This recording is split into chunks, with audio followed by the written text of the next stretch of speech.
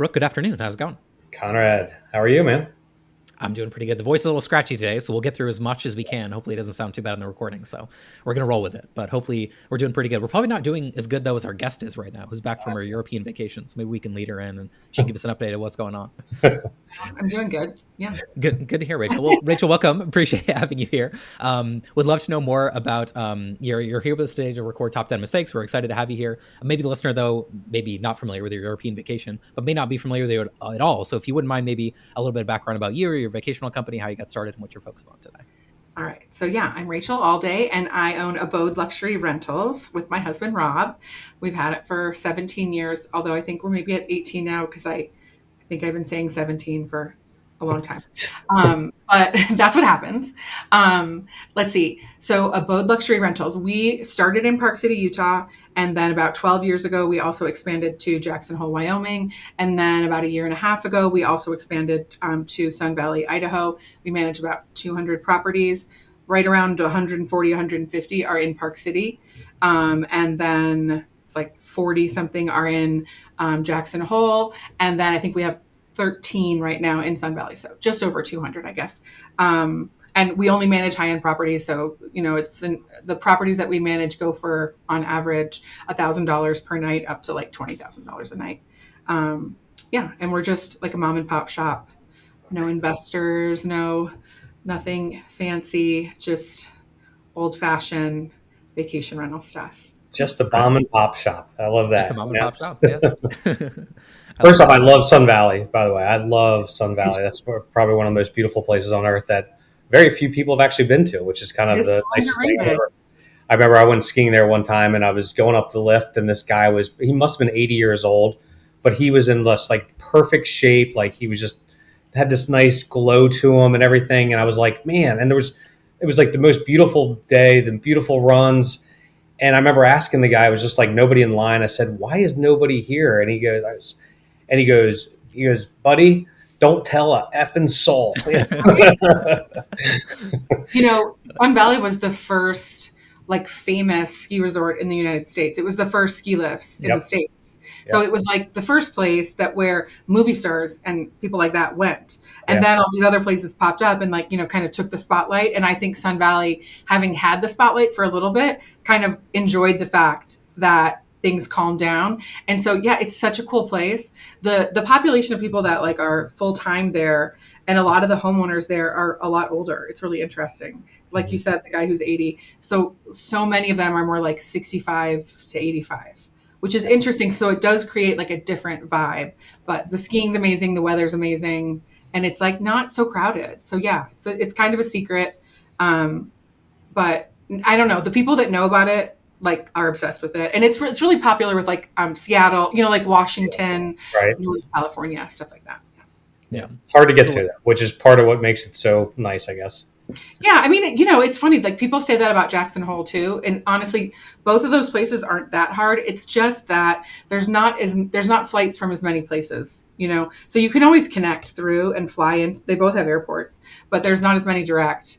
So I think that's what kind of makes people feel like it's harder to get to. Really, you can book flights, but the thing is that makes it harder is that it can be more expensive to fly in there. So. And the inversion in Sun Valley, I've flown there many a time, and it's gotten redirected to Salt Lake or wherever because it's gotten better. Used to be so bad, that airport. Oh my gosh!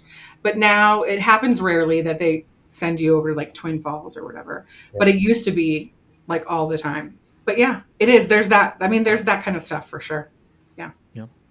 Well, cool, Rachel. Well, I'm sure the whole time you've been building the company, you've maybe made some mistakes, as you alluded to in the book, and the contribution that you made. So the goal today is to kind of walk through some of those and talk through a little bit about I have some questions too, even based on the fact that you've chosen multiple markets. That's a challenge. So I'm sure we'll get to that as we get going. But if you're cool, we'll dive in with number one, talking more about the money side of the business, which was not hiring a finance director early on was a major mistake. You never envisioned the business growing so much, the revenue that you did so quickly maybe. And so you didn't realize how important it was to have that right person in that role. So what's it look like today as far as managing the dollars and cents at the company? Well, we just hired a finance director actually. And we're just getting going with that. But we also over the past 6 months had been having some people consult. We actually had Sarah Bradford consulting with us for a bit. And then through our relationship with her, we met some other people that do consulting that used to work with her. And so some of that has been a focus on finance, and that has really helped because, we started this just like everyone else, especially people that started before COVID, like just, you started like in a vacuum, you don't necessarily know anyone else. And Rob and I were somewhat involved in VRMA earlier on, like, even like 10 years ago, but that's when we started is when we also started having kids and stuff. So we weren't going to the conferences as much, and we weren't learning from other companies as much because we weren't involved, I would say, like in the conferences and the organizations. And so we just made it up as we went. And in doing that, we were very conservative and always have been with our finances. But I do think we missed some of the techniques that people use to really make sure that what they're doing is the most profitable that it can be. Rob and I'm not supposed to tell anyone this. Everyone tells me not to say this out loud, but I don't care. We didn't know what EBITDA was until like 2 years ago. That's crazy. So like just stuff like that. We weren't looking at those factors. We were just grinding it out. And so now that we've learned more, we have more of a desire to, bring a financial director in and take a stronger approach that way. But we just didn't know what we didn't know, And so I would say that we're lucky the way that everything went. But now, once your eyes are opened and you can see all the things that you could start learning about, well, then you can never go back. So, yeah. So this one was such a big topic. I think we dedicated a whole entire chapter to it in the book. It's just the need for this. And but what I love what you said here was, we never envisioned growing the business to such a high annual revenue. So when you all started this, like, what did you actually think this was? Was this just going to be a side hustle, or where did this come from? Well, that's the funny thing. When we started, Rob wanted to do this, and at the time, like at one point, I was working for this developer that developed the St. Regis at Deer Valley in Park City, and then over that time, then I ended up working in marketing with Coca-Cola. So I had these like kind of jobs that I had good salary, really good benefits. And Rob had been in real estate, but that in 2008 is when real estate was tanking. And so he needed to do something else.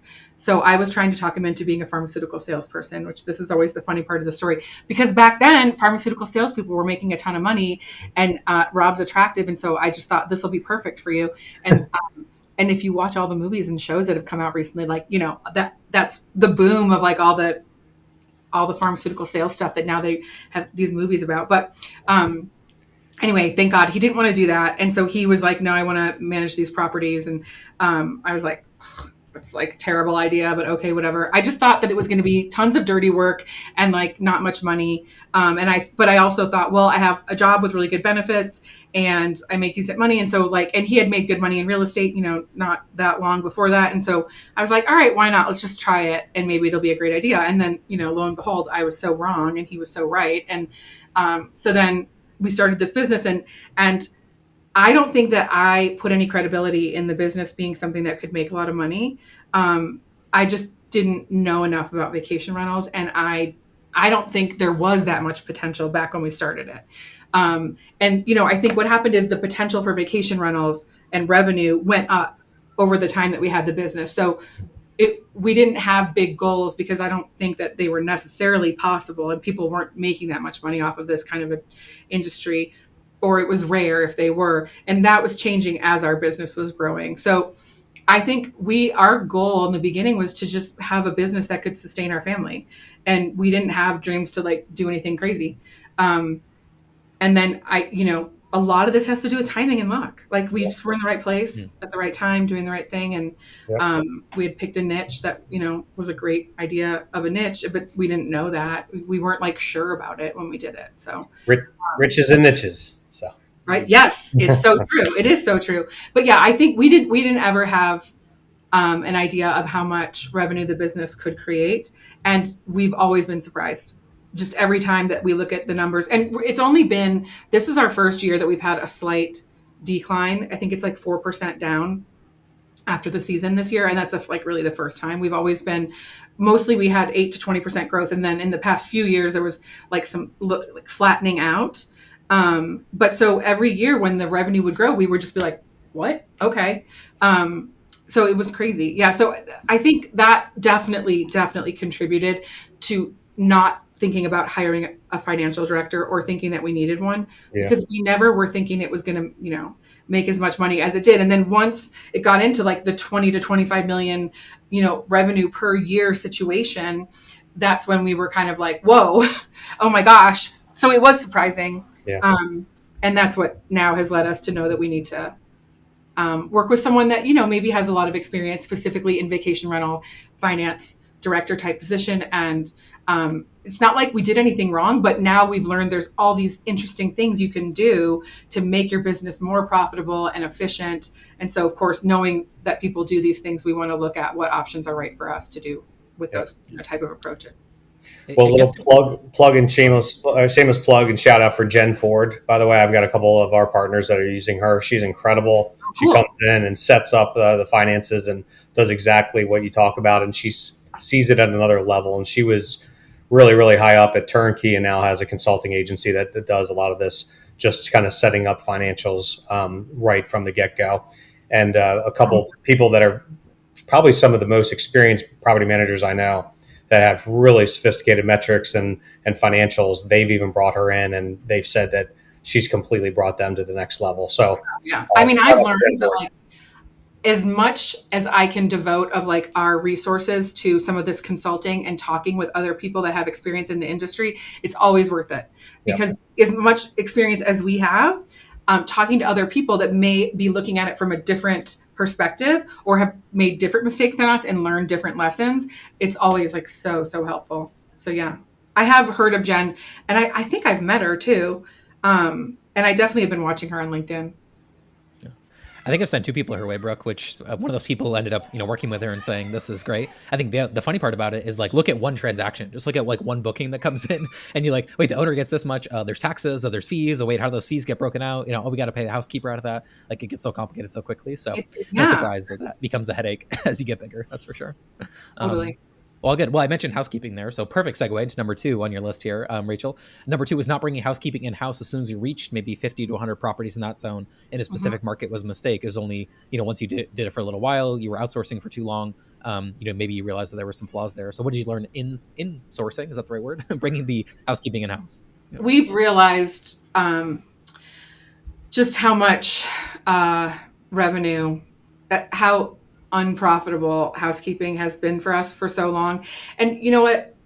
The way that we did it, we had a company that, ended up cleaning for us and then only cleaning for us. And it was really cool because they grew. It was a guy that worked for us as like a handyman. And then he started his own housekeeping company. He worked for us as a handyman, but him and his wife had a housekeeping company. They cleaned for all their houses until recently. And I wouldn't say that I regret. And that's one of the things I said in my email to you guys, like, with our mistakes, I kind of hate calling them mistakes because it makes them feel like something that I regret. And I don't regret any of the things that we did wrong because that's how we learned. And I also love how the process is evolved. It's just looking back, there's things we could have done differently to be more efficient and profitable. But housekeeping, we had this company that they grew with us. And it's been so amazing to watch them grow their business. And what really happened is that then they ended up having a business in the past couple of years that is not just our houses, but they grew their business even more to include other houses. So that changed the dynamic. It changed the pricing.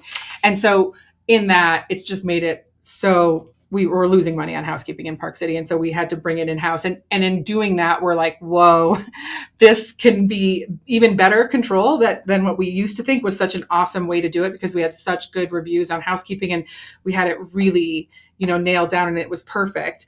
But now we're seeing, okay, we can have it just as perfect with just as good reviews and responses, but we can actually, not lose money and maybe make a little. And so that, to me, that's a really big deal. It's a lot of money when you look at the amounts over the years. It's like, wow. And were you able to turn it into a profit center? Not yet. We're only like 6 months, we're just into it. And not even 6 months, but this, we can foresee that we will be able to make some profit on it. And I would say in our markets, it's hard because we're talking about these mountain markets, these remote towns. And so it is very expensive to live in these places. And especially Jackson Hole, there's nowhere else to go. Like a good example is in Jackson Hole right now, some of our cleaners, they live over one of the passes and the pass is being worked on for the next few days. And so we have to find a place to pay to put these housekeepers up in Jackson Hole in the summer right now if we want to have cleanings because there's no, And so this is the kind of stuff that makes it harder to be profitable, but having it in-house is definitely a game changer. What about laundry? Where are you running laundry through? Yeah. So in Park City, we bought the only laundromat that's in Park City, the coin-op laundromat. It used to be called Ying's, and now it's called Lolo's. We bought it like 7 years ago. I think that's right, 7.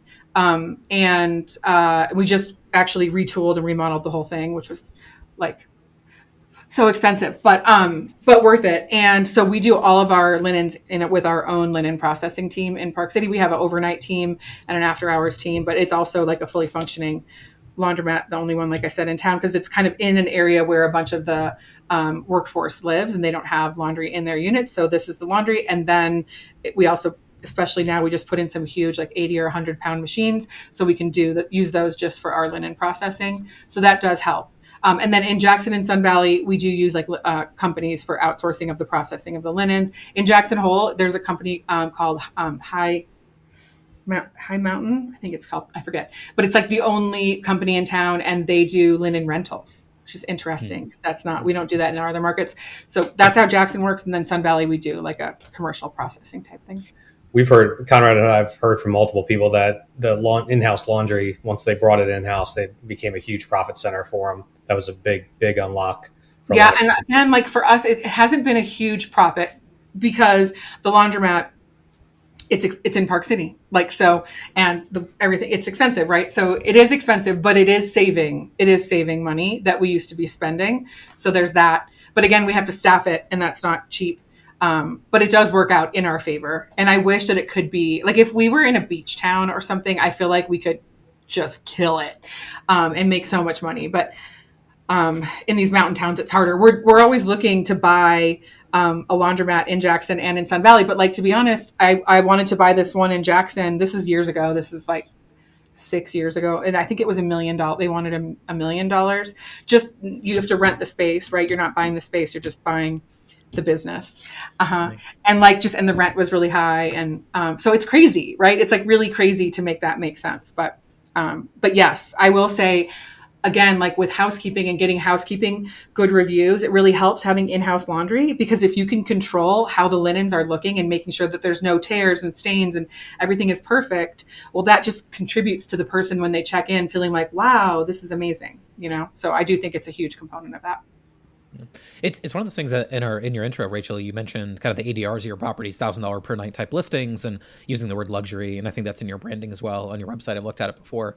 And that's always one of those things that I believe is like, it has to be consistent all the way through. And I think linens are a perfect example of that, right? Mm-hmm. Imagine you book this $1,000 a night premium. It's an amazing location. It looks great. You open the door and then you get in that bed later that night and you look at it, oh, this looks a little ratty. It just ruins everything that was done before that, right? So it's and it's really, it's hard to maintain excellence at a certain standard like that over, 200 properties even. And I think, so that's a good point back to, another vote for when you can control the factors like your linens, your laundering, that gives you the ability to really have a more consistent experience. And also, I hate the word luxury now, and I wish it wasn't in the name of our company, because what does it even mean anymore? I know, it's very subjective. Yeah, that's a tricky one. Maybe we'll come back to that in a future run. Right, yep. You mentioned team and hiring team, and you're in a very high labor cost market, I would imagine. That was kind of a little bit of topic of number 3 here, which was setting up compensation for team members through a commission percentage. Maybe it was great at first, loyalty, buy-in, people kind of feeling you and the growth of the company, but as you grew, maybe it got a little out of control. What's the current situation there? How do you handle that now? Yeah, it was hard. So when we started, we didn't have any like family money. So we bootstrapped, right? And we were bringing people on, and I mean, now we have like over 50 people. When we started, I remember I didn't want to bring on anyone. Rob hired like a part-time runner for like $8 an hour, I think, in the very beginning. And I was so mad when I found out he did that. I was like, we can't afford that. Anyway, and so then as we, one of our earlier hires was a reservation salesperson. And so it made sense, obviously, to put them on commission. But I can tell you that we started that first salesperson at 10%. Yeah, we did. That's crazy, right? And that quickly, because when we started, we didn't have that much revenue each year. 10% of like the sales they were doing? Yeah. That's like the gross booking revenue? Like, yeah. Well, we were really small. I think at the time, maybe we had 20 houses or something. And so anyway, that quickly, he was making like $300,000, like, because we didn't know that we were going to grow. We didn't, he wasn't initially making that, but then, and so then we had to shift that obviously very drastically and change it. But then what happened is, like, over the years, we started bringing on other people, and we would be like, well, why don't we bring them on at, this sort of smallish hourly or salary. Really, everybody was hourly in the beginning. And then we'll give them like a cut, like, I don't know, a couple percentage points, like, I don't know, of whatever, some part of something, so that, they could feel like they were part of it. We never wanted to give up any ownership of the company, but there was like commission. And we were doing it especially with people helping with homeowners or whatever. And then that quickly got, because we did not know how big that it could grow, and we had no concept that would ever happen. We just, when we were doing the math and planning, it looked fine. It looked totally fine. And it didn't seem like it would ever get out of hand. But then the way things grew, it would just get out of hand, and we'd be like, whoa. And, the good thing was that we were growing our business. So actually paying people a lot, it wasn't like painful for us in terms of the finances of the company, because they were just making more as the company made more. But it did hinder us to add more and more people to the team, because you would have people making so much money. So then we had to just curtail that and figure it out. And so I think that's definitely, for me, that's one I would for sure call a mistake, and not like, so I regret that. I would say that is one that I regret, where like, if we had the forethought and the concept that this could grow, if we even understood that at all, and if we were able to realize that this percentage stuff wasn't as smart, I think it probably would have helped maybe the company grow faster, because we would have retained more revenue into the business. But at the same time, a lot of those people still work for us. And even though we had to like curtail and bring things back down to earth and make it more real, they knew that like we really clearly explained why we had to do that and how it all worked out. And we were transparent. And so everybody gets it. And everybody on our team is really, generously compensated. And so I feel like it did, it showed our team that like we were willing to admit mistakes when we made them, and that we weren't mad that we paid them a bunch of money, that we thought they earned it, and it's fine. And but that we also had to start learning how to take bigger picture views, and that they were cool, because they also were like, wow, I'm part of something that's growing so fast that nobody could even predict it. And so I think it all worked out. But I was going to say, you didn't have any pushback, because I know anytime I've ever had to change comp plans, it's never a fun conversation. So they were okay with that? It was not easy. Believe me, it wasn't like everybody was like, yeah, we love you. But, we were just super honest and just upfront. And I think people, they got it. I mean, they knew once people started getting these huge checks, and we would be like, oh, whoa, this is crazy. And we would all be like, all right, you get it. It's yours, but we got to figure this out. So, yeah. Yeah, I think it's kind of like that, can't see the future thing is always tricky. And, maybe early on too, like you want to be generous, you want to help people out there helping you, you want to, yeah. And, and it's, I imagine too, for you, it's about attracting the right people in a very high labor cost market. It's like, there's other jobs they could do. So what makes this job more appealing than other jobs? Like, it's got to be something in that respect. Yeah. So, yeah. It's confusing too, because I love a commission situation where people are kind of in it with you.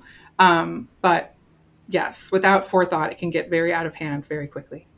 So another one that you mentioned here, number 4, talking about same kind of thing in a way, realm of finances and charging, and how does the company make money, and how do you keep the doors open and the lights on. Number 4 was not charging a monthly management fee. So it's something, it sounds like you're not doing it yet, at least the time of this writing, you weren't doing it. Maybe it's something you're working on. So what does that look like today, monthly versus? It's something that we learned from just in the past couple of years, talking with different company owners and getting to know people more, and having people share with us, the things that they do. Now we charge 30 to 35%, depending on which market. So that's a lot. And for a lot of markets, people are just like, what? But that's what we charge. And we've always been in the mindset of like, we don't want to do a lot of fees. We want to just like have a lot of things included in that, and then get away from this whole like onesie, twosie, nickel and diming. But with that, like at a time like COVID or whatever, we did have to reach out to all these owners and say, hey, we don't have any revenue coming in. And so we're going to charge you a monthly so we can keep the business going, because we're going to check your house and take care of it, during COVID. But like, I got to pay some people to do that. And so people were cool with that. But then of course they wanted us to walk it back after COVID, when we started doing revenue again. And we felt like we should, and so we did. But now learning about how people do charge a monthly fee, and meeting some people that charge similar rates, similar splits to us, but they also charge a monthly. I'm like, oh, well, that would be interesting. Now, I do think it would be really, really hard to roll that out, but I know people have done it successfully. I think it's a great way to have more consistency and stability in the revenue of the company, over like non-peak times. So I think it's a really good idea. I mean, I don't know. It's hard because it is a selling point with our homeowners. Like, hey, I'm not going to make money unless you do. But yeah, so It's something that I wish we would have instituted from the beginning. But see, again, we didn't even know that people did that. And Right. so we Yeah. just, I don't know. So The one I see, the one I see a lot, Brooke, is a technology fee. I've seen probably half dozen clients recently work on that one, and they say, look, the cost of our software, and we don't have to name names, but the PMS companies have raised prices. A lot of them now charge commission percentages or percent of the revenue transaction fee in there, and they say, look, we've never charged you guys for software. We got to charge you at least $100 a month, $200 a month. That's not even covering all of it. We're just trying to share right. the expenses here a little bit, but that Interesting. covers your keyless lock and your PMS system and all the stuff, Vintory, as well. All that kind of rolls into it, on that fee. So. Yeah, I've seen it from both ways. So when I had Vantage, obviously we did not charge anything like that. That was not normal. But then when I went down to Orlando and worked for All Star, they actually had a management fee. But the way they justified it a little bit was like, look, rather than like nickel and diming you for light bulbs and batteries and like touch up paint and stuff like that, here's what we're gonna do. We're just gonna charge you. I think it was like $400 a month, and we're going to include all that in it. So it's going to do the air conditioner filters. It's going to do preventative maintenance. It's going to do we're literally going to send people out there, tighten all the screws on your doorknobs and your chairs and things like that. Like I said, air conditioner filters, batteries, light bulbs. You're never going to get nickel and dime from us. You're never going to get like an individual statement like that. So that's just kind of included in that. And to your point, it was kind of a nice, consistent. I mean, think about it. It's a lot of revenue. Yeah. If they have 400 plus homes, you can kind of do the math on what that came out to in revenue. That was a nice amount. But you know what? I did hear one person actually took it one step further, and what they did is they actually charged a monthly management fee, a large monthly management fee with zero commission, which I thought was an interesting concept. And it was just a mind shift. What they did is they just would look at what the property would do, and they project it, and then they would figure that out and like, okay, well, we're going to charge you a monthly management fee then of this amount. And I just thought that was an interesting way. And they said they actually got some properties that would sign up for that program. That's interesting. Yeah. I mean, it kind of relates back to the commissioned, staff type concept where to me, it feels better to make it a split. The concept of the split to me feels like more collaboration. You're aligned, right? Connection with the people. It's like we're in it together. Like we are incentivized to do the best and to get you the highest nightly rates for the nights that you want to book, that you want booked and whatever, to do this, efficiently so that we can make money and so can you, because we're in it together. And so I think that's where I struggle with the concept of like a high monthly fee versus the split, because I think it really just creates more of like a we're in it together when you've got a split. But I do also think that potentially some sort of a, I don't know, $200 to $400 to $500 monthly fee isn't like totally crazy, because we already do tell all the homeowners, and we do this, that like anything that we're going to fix with what the guys have in the truck, we're not charging you for. It's like all the other stuff. But like you said, the bolts, the regular light bulbs, the, basic stuff, we're not charging. And so now it's hard for me to have already said that and then be like, and now I want to charge you for it. But it's something that we think about just in terms of having been through COVID and realizing like, that makes sense. Yeah. I realize my business model is different than yours, Rachel, but like one thing when we do pricing changes that we test out is we try it on new clients first before we go back and raise prices on existing clients, which is always a tricky one. I'm sure Brooke could have tested that as well. So that could be a way around it. Yeah, new clients never seen it before. So when you introduce a monthly fee to them, it's going to be slower, obviously, but that's one way of going about it. So could be one there. Speaking of owners and dealing with those complex relationships, as it were, number 5, Rachel, here was if an owner's not right for fit. Let me try this again. If an owner is not right fit from the start, they rarely become one over time. I think this is in our greatest hit series, as you will. So what's kind of maybe you could tell, because we've heard this one a few times, Rachel, maybe you could tell us that horror story that maybe you want to get off your chest with that one terrible owner. What's the worst one? From each other. But what we've learned is that, like everyone else says, but with our clientele, because we deal with high net worth individuals, both all of our guests and our homeowners are basically all high net worth individuals. And then you can put that on a spectrum, right? But like dealing with most of these homeowners, these are people that are used to getting their way. They're also people that have made a ton of money and done deals. And so a lot of times people can get that sense for themselves, like, well, I've done this really big thing and I get a lot of kudos for it. So I know everything, sort of, so they're kind of like, I know how to do your business, so there's just a lot. We have a lot of like investment guys, like deal guys that are homeowners. And so they are smart and they have done amazing things, but they will often come to us with sort of like, here, I'll tell you how to do this, And so we used to think, well, that's just part of what we do. I mean, if you want to boil it down, I sometimes feel like I shouldn't say this, but again, it's just, I'm not the most filtered individual, but we deal with a ton of narcissists, right? Like a lot of our just go off statistics on the level of wealth and whatever. That is what it is. And it's just a fact. And so that to me can create situations that can be really difficult for the team. And it can also like hinder that homeowner's ability to create revenue and therefore our ability to create revenue. And then that's just like a really downward spiral. And so we talk a lot about trying to be on the upward spiral whenever you can and not be in the downward. And some homeowners, some people just in general are kind of in that thing where they're the people that they work with in terms of someone providing a service to them, they kind of keep it on that downward spiral. It's just maybe the nature of what their behavior patterns. And so we've just learned that some people, when you get certain red flags, you've got to nip it because it's just going to drain so much out, not only revenue, but also people's time. And also, you know, the fact that my team, no matter which part of the team we're talking about, they all deal with high net worth individuals, a lot of narcissists, a lot of the time in their job. It is really draining. Like that, it's kind of funny, but it's like not a joke in reality. Like it's a lot on a person's soul. And so as much as we can work to minimize that, you know, as a company, then that's how we can also help keep our team around. And look, nothing's black and white because we all have our own personalities to deal with. And we also have to deal with all these guests and homeowners. And with homeowners, like, you know, there's certain houses we really want to have that house in the portfolio and it might really work well, but we've learned to be really careful. We got rid of like 14 houses last year, which was a lot. We haven't done that before. Because of the owners? Mm-hmm. Wow. And that was the most. And it actually, that's part of our, like a bit of our decline with the percentage. We looked at it, we're like, oh crap, that was a lot.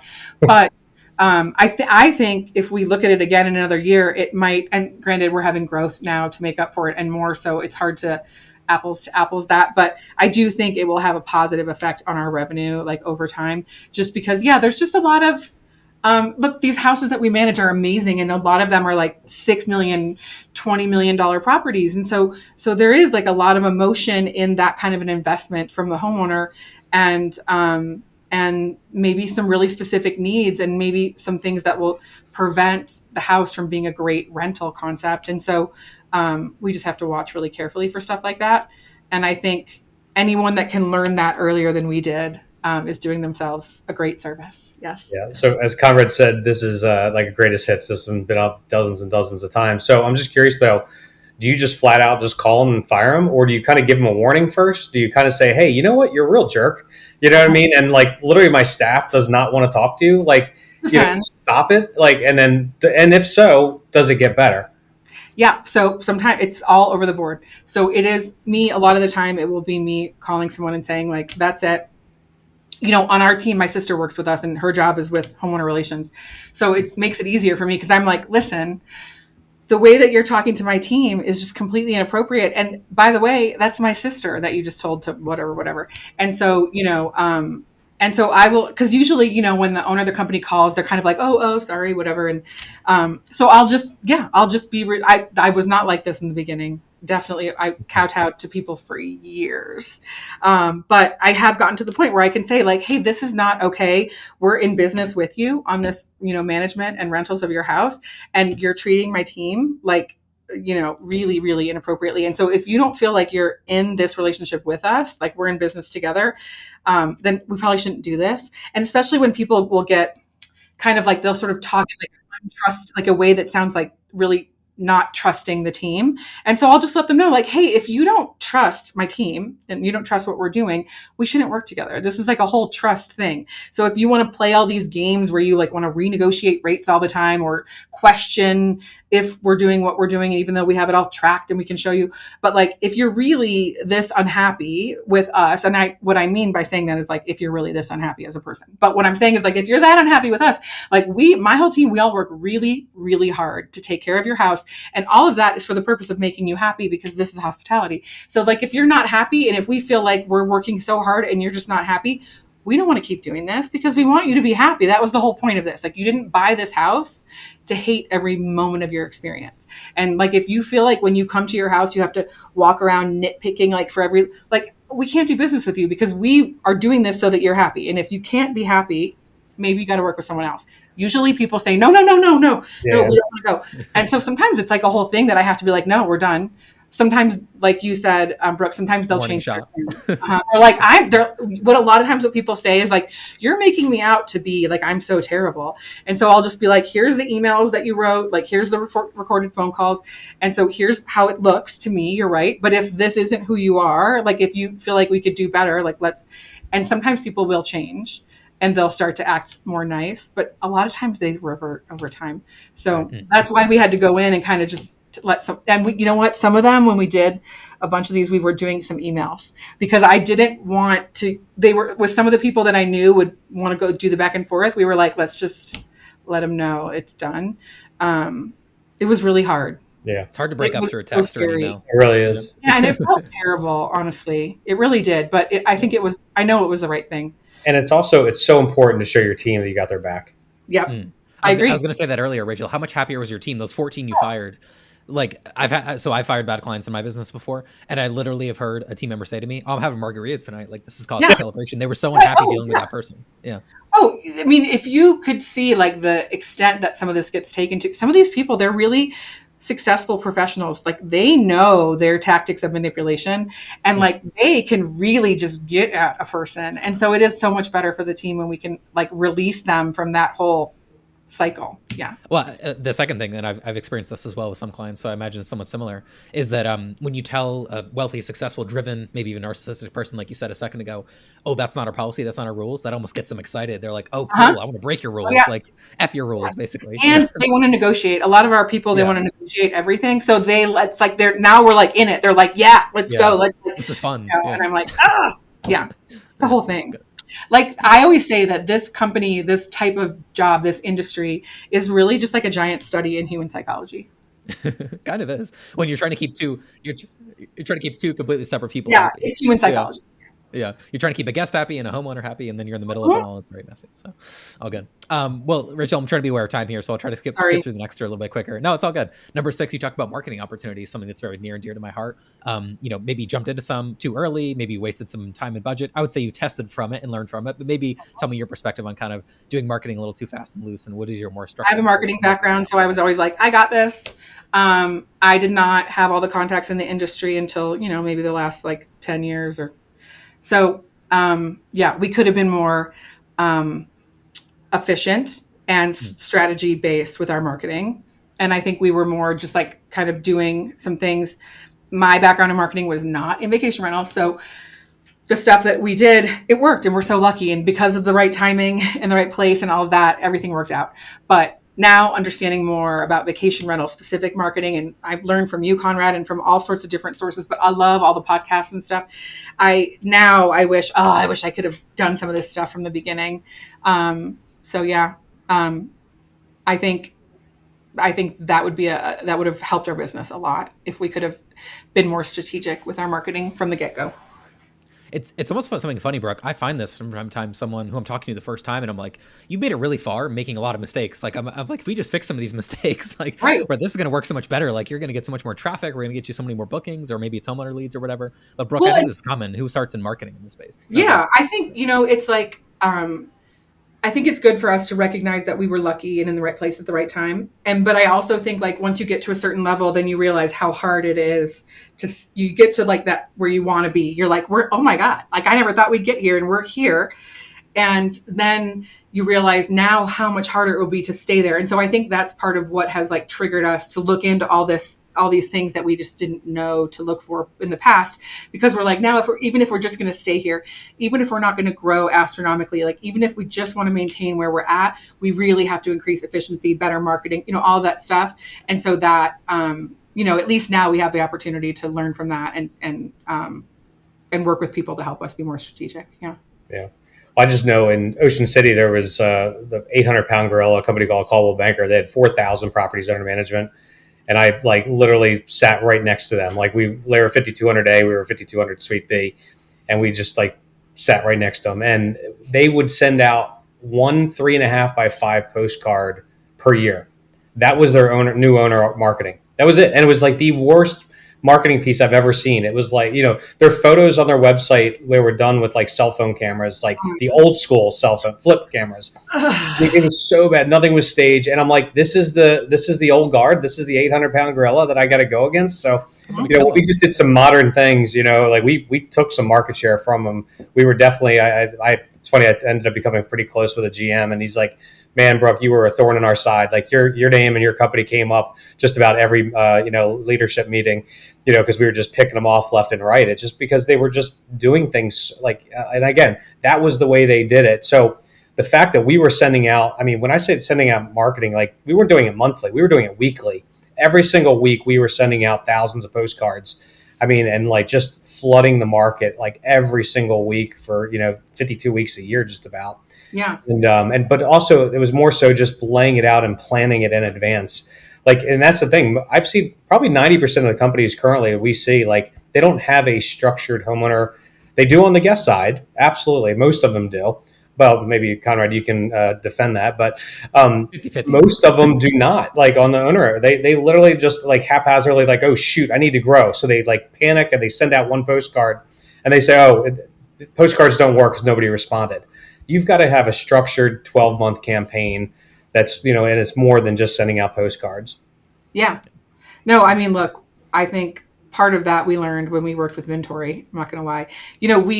We always did a lot of the stuff that Vintory does, but we have always done it like onesie twosie. Mm-hmm. And I think, again, this is just part of that concept of like a company like Vintory or other, companies like Conrad's company and companies where they have this strategic plan around marketing, whether it's homeowners or guests. The trick is that, when you're grinding away, you're just doing all these little fun, maybe you're not doing it all, maybe you are, but you're kind of just grinding it out. And it's not, you don't have a dashboard. You're not as, and so it goes differently when you can't put it all together like that. And so I think maybe like for us, we didn't even know we had the option to do things like use something like Vintory or, and so then once we learned, that's when your eyes are open and then you're like, oh, okay, now that I know this, like I said before, that you can't come back from knowing that, once you know it, that there's an option, you're like, okay, now we have to work towards that level. Yeah.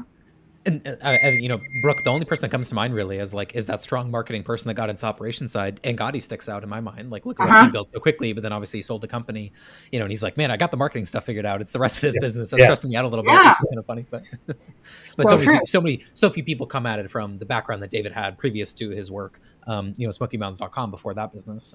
He's involved in so many different things that were marketing related.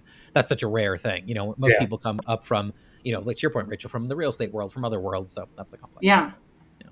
All right, number 7, kind of keeping in motion here as we head along. Number 7 was signing up for certain software solutions without vetting them. So what is it like to have the wrong software in your business, Rachel? And what's it like to have the right software in your business? How do you make better software decisions? Like we were one of the first companies to work with Streamline. I think we were like number 13 or something. Oh, wow.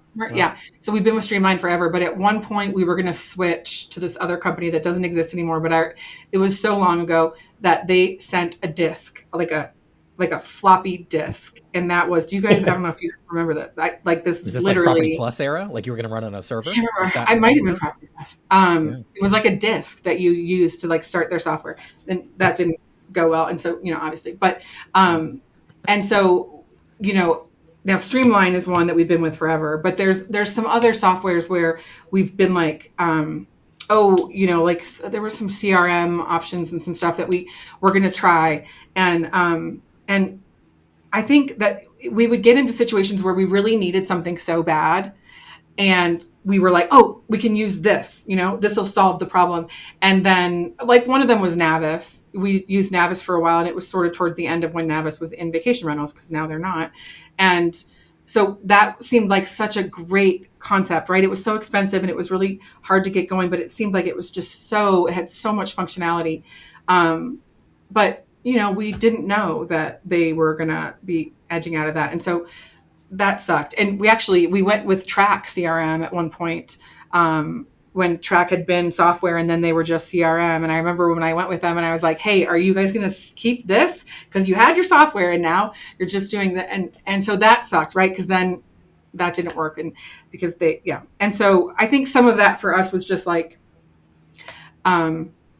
we really needed something. We tried this option that we thought was going to help. And in those instances, we just had terrible timing too, because that was like kind of at the end of certain things that companies were focused on.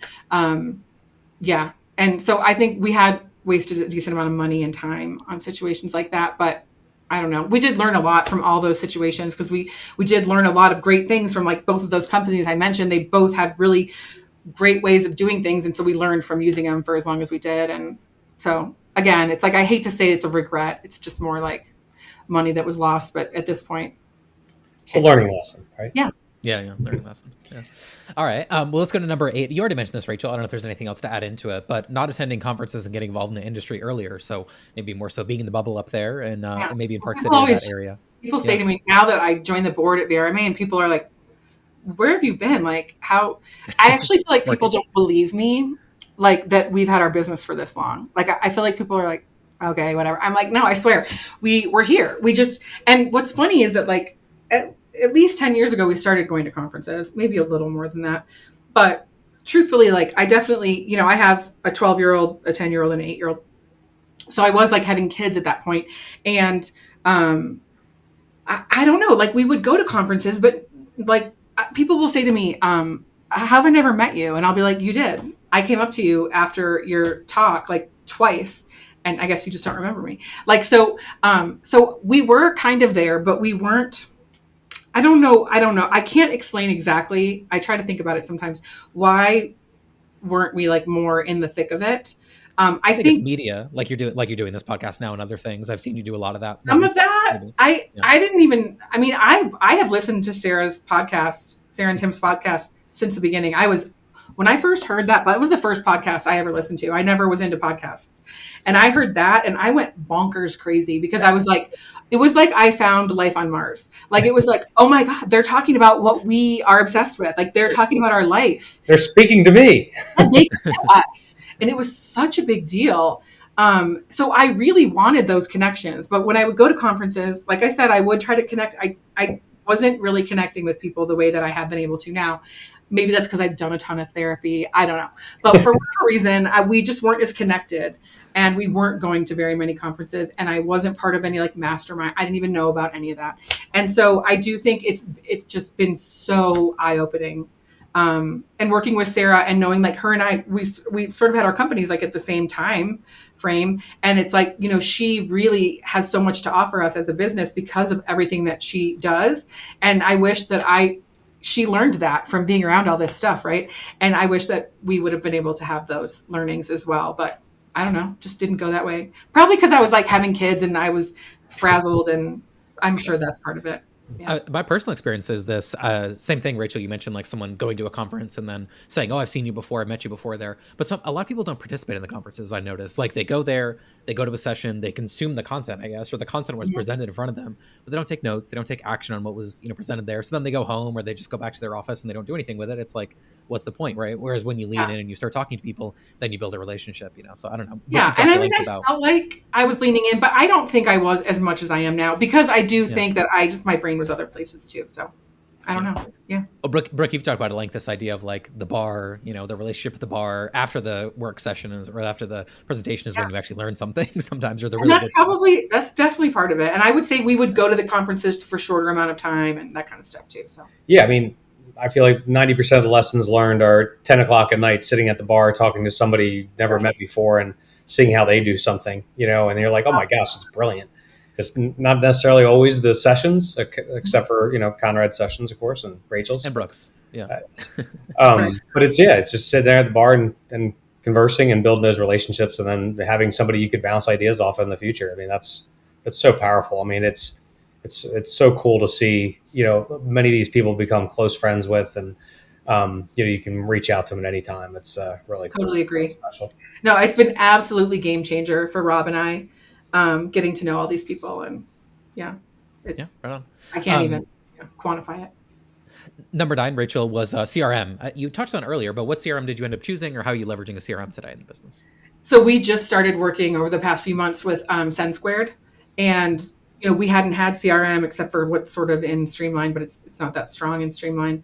And we had these options that we tried before COVID. And then realistically, after COVID, we didn't really need CRM. Like we could have booked all these houses twice. We had people trying to like barter and like negotiate to like, it was crazy how much opportunity we had right after COVID. Now that things have slowed a little, it's of course we're like, okay, now we need to get back to the CRM concept, and which is crazy. I do know how crazy it is that we haven't been utilizing CRM, but now we are working with Sen Squared. It's going pretty well, and I love their concept, and I love the idea of bringing everything through like one sort of funnel, and really they're doing a lot of things I think that are somewhat similar to Vintory with the homeowner acquisition. So that's been helpful, and it's not the same by any means, but some of those pieces. So, having that one place for us has been helpful. We'll see. Like, my team, like any team, does not love implementation of new software. So we're working on it every day, but they have been amazing and flexible and awesome with us. So that's where we are right now. And I kick myself, honestly, with the CRM piece, where I kicked myself. And I just had a conversation with this about this topic yesterday with someone, is not like probably doing Salesforce or HubSpot or something. I remember in the very beginning days, my husband and I looked at those. They were so massive, and it was going to be so expensive to pay someone to set it up for us. And at that point, that was just not possible, right? And now looking back, having all the money that we've spent or maybe missed out on not having CRM like that, and maybe we didn't, right? I mean, I don't know. We did fine, so whatever. But yeah, I wish we would have gotten into like Salesforce or HubSpot or something like that earlier and had it and let it grow with us. Because now, in order to get something like that going, would be like $250,000 or something, probably, to get it to where we would need it. And who's got the time or money? Like, that's just like, come on. So yeah, I wish we would have done something like that. Or you know what else? I wish that vacation rental software had stronger CRM components in it, which I think Track actually does, right? Track's the one, and maybe some of the newer ones like Guesty and stuff have it. Boom. But anyway, yeah, CRM, it's a bummer that we didn't get that going. It's tricky. I can speak to the guest side of it. Obviously, Brooke, I know you have a lot of thoughts on the homeowner side of it, but like the analogy I draw sometimes is like, when's the best time to plant a tree? 10 years ago? When's the second best time today? So I'm like, even if you blew it early, like I'd rather start collecting guest emails and doing more, guest marketing through email now than waiting and saying I'll do it sometime in the future. But the honestly, the mistake I see a lot of people is just they have it, but they don't do anything with it. That's a common one too. I know on the homeowner side too, they gather these emails. Maybe they are using something like Stayfi to get the emails, and they just let them sit in a database and don't actually market to them. So it takes collection and it takes activity. At least that's my take. But what's kind of your read on all that? And obviously, we have a good solution here. But. So exactly what you said, Rachel. I mean, when I was in All-Star down in Orlando, I mean, first off, there wasn't any CRM for homeowner acquisition out there at all, even that I know of, and. We were going off a Google sheet, like yes, no. I mean, at least you're capturing it somewhere. Seriously. So when I was in Orlando, we signed up for Salesforce, and I think we spent like something stupid, like I can't remember the number, but it was like $34,000 just to set it up. Like, and then anytime I wanted to make any changes, I had to pay this person like $85 an hour or whatever it was to make the changes. And and lucky, it was great, it was fantastic, but it was like.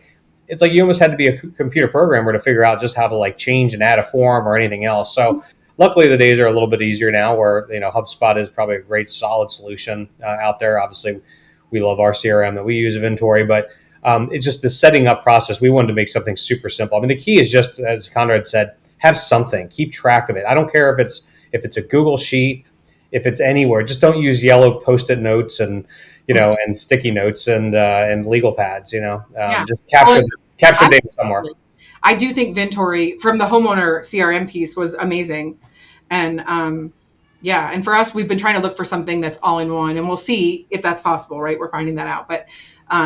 But yeah, it's, it's crazy now looking back to know how long we've gone without proper. The thing is, like I said earlier, we've tried some different options and timing and stuff. But anyway, I'm looking forward to the day when we have a really good CRM option that is working wonderfully and everyone's happy with it. It is, I had this conversation earlier with someone last week, and it's kind of ironic that if you look at what a PMS is just a bunch of solutions all kind of taped together, but they're all kind of subpar solutions. They're C, maybe B- solutions. And the only reason these companies exist is because the PMS has not built a really, really good, solid solution. If they did, you wouldn't need a Breezeway. You wouldn't need a Price Labs. You wouldn't need a Vintory. You wouldn't need, like, if they actually built those into the system and they were good, like, all these point solutions would be out of business. But you know what? They don't do a good job. But not everyone agrees with us. So I agree with you. This is my one of my current soapboxes. But not everyone agrees, because a lot of people say that they want to have these like bolt-on. I don't know. I'm like, why can't, how weird that we have this industry that is so lucrative and creates so much revenue, and we don't have like good, solid software. That is so crazy. Like, that doesn't make any sense. We have all these weird little half working partial solutions.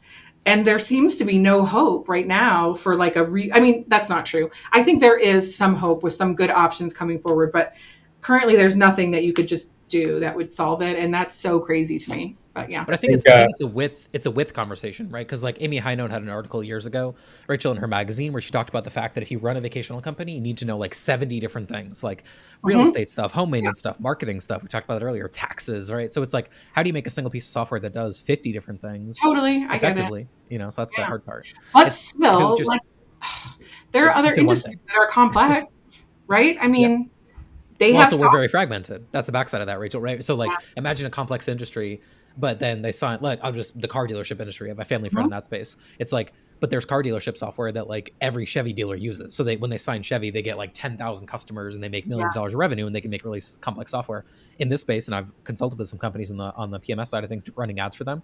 They sign up leads one at a time. You know, let's say a hostly type of product or a guesty type product. They got to sign up people one at a time, and they're not big customers most of the time. Even what we call enterprise in this space is, Adam and I joke about this on the other podcast I do. It's kind of funny when they say enterprise. We're like, yeah, 200 units. It's like, that's not enterprise. Like, we just call it enterprise in this space because we're so small and fragmented. That's what we call enterprise. No, it's true. It's true. I mean, all of that. These topics I love discussing because I feel so passionate, and I agree with you, Brooke. Like, come on, just give us something that does most of what we needed to do. But yeah. Well, here's a little tease from my Tech Stack webinar that's going to be tomorrow. I am following that. I want to be on the webinar. I'm going to try to be on it. And I have been following all those posts. I love them. I've been sharing it with my team, like all of it. I love it. So here's a cool little stat. So there was 18 different categories of software, and 637 different software companies were listed, were named. 637. That means at least one person is using 637 different solutions out there. It just shows you how fragmented that software space really is. Yeah. So none of them. So Rachel, none of them get big enough, right? I mean, obviously, there's one that comes to mind is the big enough one to maybe swallow up enough of the smaller ones, right? But it's just like it's so complicated, so complicated. So, yeah. I'm aware of time, Rachel. I know we've ran a little bit over, but I want to go to number 10 here, and then Brooke's got one more to get you out of here for today. Number 10, you wish you written down all your crazy homeowner guest stories. I was going to say you could write a book one day about that, Rachel, to kind of. I actually am working on a book right now, but it's not just like a compilation of stories. But yes, the thing that's crazy in working on this book, I was collecting stories, and you guys know this, but it's like, to me, it's like childbirth. It's like you have these crazy stories, but then your brain, because you have to survive, just sort of softens everything, blends it all together, and then you move on, and so that you can do it again, right? And so, like, having childbirth, you have a baby, like, and I had 3 almost 10-pound babies, all natural, like, whatever. I'm like that lady. And it's like, for sure, in my brain, it's just like, oh, it's crazy. But then I think it's a human condition. And I sort of remember it positively, and so that I can do it again, right? And the same with your homeowners and guests. And so we do have insane stories. And I so wish that I would have done more writing down. I have started to go back and try to collect. And what I have to do is like sit down with my team a lot of the time, and we start to tell stories, and that will trigger the memories of all these different, because we have crazy, crazy stories, but we really do have to like, I have to do different like exercises in order to pull them out of myself, or have my team sort of remind me, because the stories in this industry, you guys, they're just crazy. And especially with us dealing with all these high net worth individuals, like sometimes stuff just gets like really unbelievably wacky. But I love that. Like, I love that. I think it's what keeps a lot of us going, because it's like, I always say, if you have the hospitality gene, that gene that where you just want to make people happy, it's like you enjoy, this is a personality type, right? Like someone who somehow enjoys like the negative scenario that may come up with a guest just so they can make them happy, so they can go home and they feel like they won, right? They made that impossibly difficult person happy. And that's just like that good waiters and waitresses, I think, have that. And, there's just different kinds of people in different industries. And I think in vacation rentals, that's like this important gene that if you have that thing where like you feel like you win by making a difficult person happy, or taking like a situation where someone's frustrated with something and ending up making them happy and having them leave a good review. Like if you have that drive, then this is the right thing. And anyway, and I think that's part of like that same personality type is the one that thrives off of having a collection of these stories, It's always a great icebreaker whenever we go out to dinners with clients. It's and partners. It's to ask them like, all right, what's your craziest guest story or craziest owner story, and you get a great ones. And I think Safely actually does something like this at some of their conferences where they ask everybody to share those stories at one of their sessions, which is always a highlight. I feel like I don't know if you know Tyann Marsink, Rachel, but she posts a lot of ones on LinkedIn and like Twitter and stuff like that. Oh yeah, they did like a contest.